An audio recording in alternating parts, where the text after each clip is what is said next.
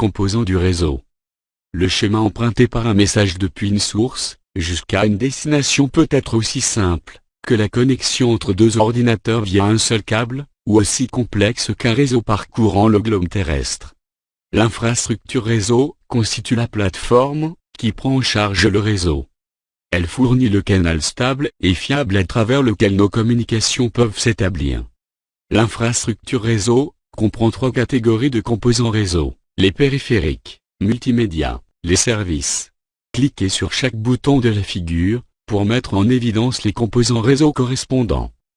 Les périphériques et les supports sont les éléments physiques ou le matériel du réseau.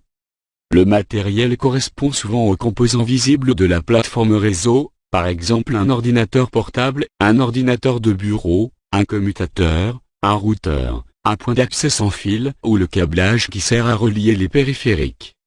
Parfois, certains composants ne sont pas visibles. Dans le cas d'un support sans fil, les messages sont transmis à travers l'air, à l'aide d'une fréquence radio, ou d'ondes infrarouges invisibles. Les composants réseau sont utilisés pour fournir des services et des processus.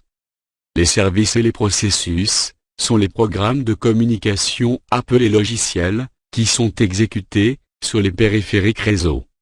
Un service réseau fournit des informations en réponse à une demande.